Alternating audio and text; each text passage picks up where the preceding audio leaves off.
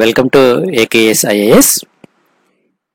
తెలంగాణ రాష్ట్ర ప్రభుత్వం ఇటీవల గ్రూప్ 1కి సంబంధించి నోటిఫికేషన్ సమాచారం ఏదైతే ఉందో దానికి సంబంధించి తెలంగాణ రాష్ట్ర వ్యాప్తంగా చాలా మంది అభ్యర్థులు గ్రూప్ 1కి ప్రిపరేషన్ స్టార్ట్ చేయడం జరిగింది. అయితే ఇప్పుడు ఈ గ్రూప్ 1 ప్రిపరేషన్ స్టార్ట్ చేసిన సందర్భంలో మనము ముఖ్యంగా చదవాల్సింది సిలబస్ ఏ విధంగా ఉంది, ఆ సిలబస్ ని మనం ఎలా చదవాలి, ఆ సిలబస్ కి కావాల్సిన రిఫరెన్స్ బుక్స్ అనేది మనకు చాలా చాలా ఇంపార్టెంట్. కాబట్టి ఫస్ట్ మనము సిలబస్ మీద పూర్తిగా అవగాహన గనక వస్తే మనము ఆ తర్వాత మనకు ఏం బుక్స్ చదవాలి అనేది ఒక ఐడియా అనేది వస్తుంది. సో దాని ప్రకారము మనము మన రెగ్యులర్ గా ఒక ప్లానింగ్ అనేది వేసుకుంటూ మనము సిలబస్ ని కంప్లీట్ చేయాల్సిన అవసరం అనేది ఉంటుంది. అయితే చాలా మందికి ఈ డౌట్ అనేది ఉంటుంది, మనకు బుక్స్ యాక్చువల్గా మనకు ఈ తెలంగాణ రాష్ట్ర ప్రభుత్వం ఏర్పడిన తర్వాత సో మొట్టమొదటిసారిగా నిర్వహించే గ్రూప్ 1 ఎగ్జామ్ కాబట్టి చాలా మందికి బుక్స్ విషయంలో చాలా డౌట్స్ ఉండడం అనేది జరుగుతుంది. మార్కెట్లో దొరికే బుక్స్ ఏవైతే ఉన్నాయో ఆ బుక్స్ లో ఏది బెస్ట్ బుక్, ఏది ప్రామాణికంగా తీసుకోవాలని చాలా వరకు సందేహాలు ఉంటాయి స్టూడెంట్స్ లో.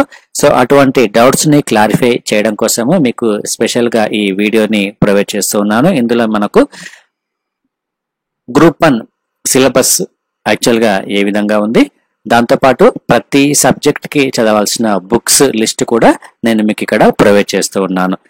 గ్రూప్ 1 లో గనక మనం చూసుకుంటే తెలంగాణ రాష్ట్ర పబ్లిక్ సర్వీస్ కమిషన్ నిర్వహించే గ్రూప్ 1 ఎగ్జామ్ కి సంబంధించి మనకు 3 స్టేజెస్ ఉంటాయి. ప్రిలిమ్స్, మెయిన్స్, ఇంటర్వ్యూ స్టేజెస్ ఉండడం జరుగుతుంది.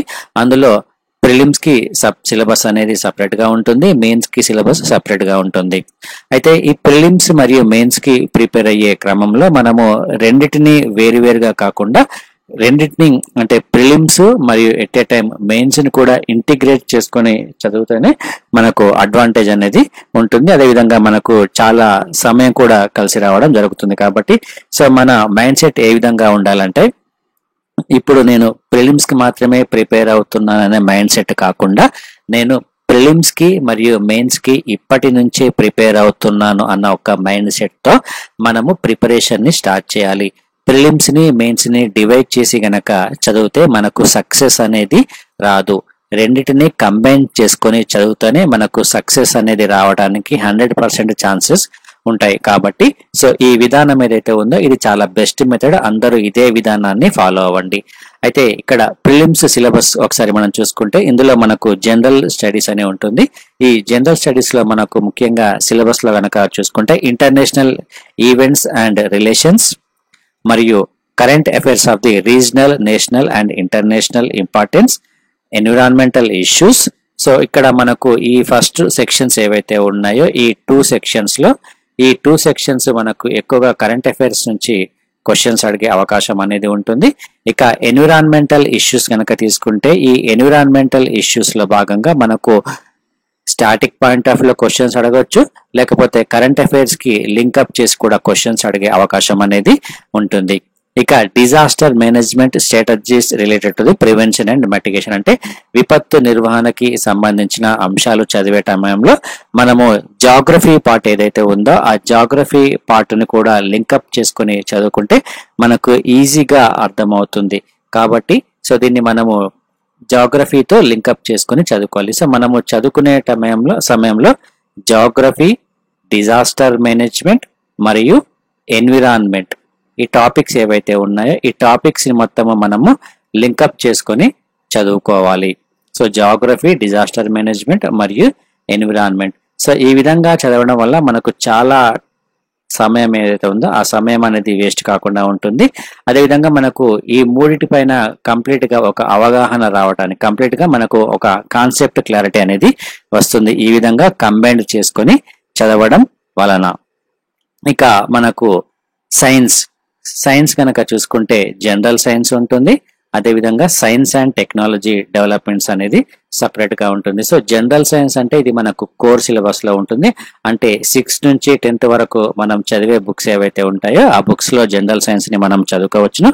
దాంతోపాటు ఇక్కడ సైన్స్ అండ్ టెక్నాలజీ, ఈ సైన్స్ అండ్ టెక్నాలజీ విభాగంలో కోర్ తో పాటు కరెంట్ అఫైర్స్ కి సంబంధించిన క్వశ్చన్స్ కూడా లింకప్ చేసి అడిగే అవకాశం అనేది ఉంటుంది. కాబట్టి మనము జనరల్ సైన్స్ ని అదేవిధంగా సైన్స్ అండ్ టెక్నాలజీ సబ్జెక్ట్ ఏదైతే ఉందో ఈ రెండింటిని కంబైన్ చేసుకొని కరెంట్ అఫైర్స్ కి లింకప్ చేసుకొని చదువుకోవాలి. ఇక స్టాటిక్ సబ్జెక్ట్ గనక ఒకసారి మనం చూసుకుంటే ఇండియన్ హిస్టరీ సెక్షన్ ఏదైతే ఉందో ఇది ఎక్కువగా మనకు స్టాటిక్ పార్ట్ లో క్వశ్చన్స్ అడిగే అవకాశం అనేది ఉంటుంది. ఇక economic and social development of India, governance and Indian polity and constitution, so దాంతోపాటు culture, society, arts, language, so ఇవన్నీ మనకు స్టాటిక్ సబ్జెక్ట్స్ లో క్వశ్చన్స్ అడిగే అవకాశం అనేది ఉంటుంది ఇండియన్ హిస్టరీకి సంబంధించి. So static point of view లో మనకు క్వశ్చన్స్ అడుగుతాడు. ఇక public policies of in India, అదేవిధంగా తెలంగాణ స్టేట్ పాలసీస్ అని మనం ఇక్కడ గమనించవచ్చును.